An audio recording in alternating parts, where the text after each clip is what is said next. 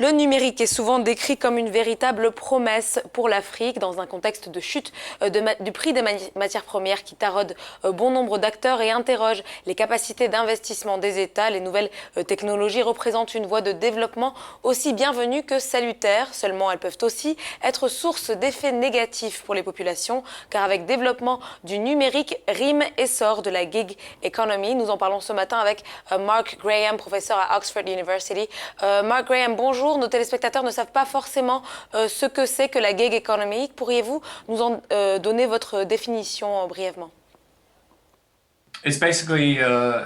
Fondamentalement, c'est un système où vous êtes payé à la tâche par gig, au lieu d'être payé mensuellement ou hebdomadairement, de sorte qu'il pourrait s'apparenter à la conduite d'un véhicule, la conduite d'un taxi, quelque chose d'imaginable où vous êtes essentiellement payé pour une partie de la tâche plutôt que pour l'intégralité du travail. Dans la plupart des cas, vous n'êtes pas employé par un seul client. Vous êtes traité comme un travailleur indépendant.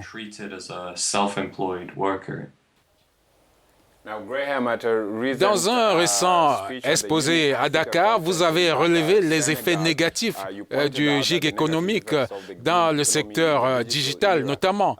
En quoi cela est négatif pour les Africains? Certains rapports font état des dizaines de millions de personnes travaillant actuellement dans l'économie mondiale. Mais nous devons examiner quels sont les problèmes les plus importants.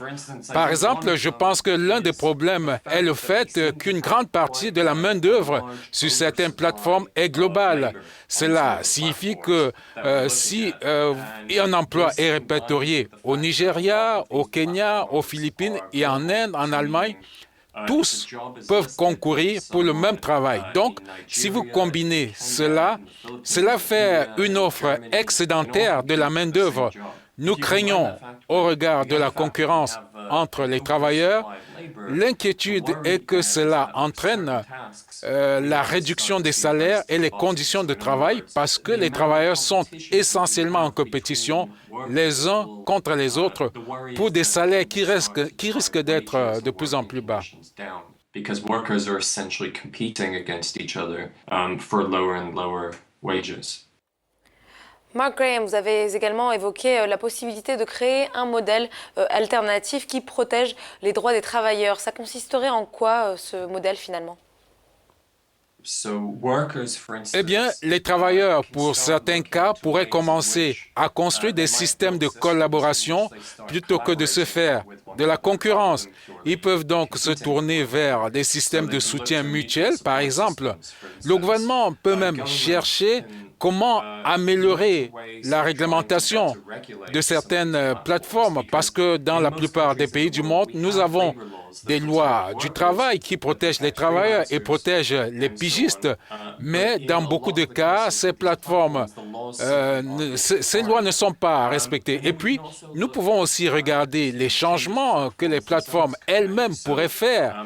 Il y a donc un mouvement croissant que certains appellent plateformes coopératives, des plateformes qui sont faites par les travailleurs, où les travailleurs ont essentiellement la propriété, la copropriété de la plateforme, plutôt que le contraire, on va dire. Exploiting the workers.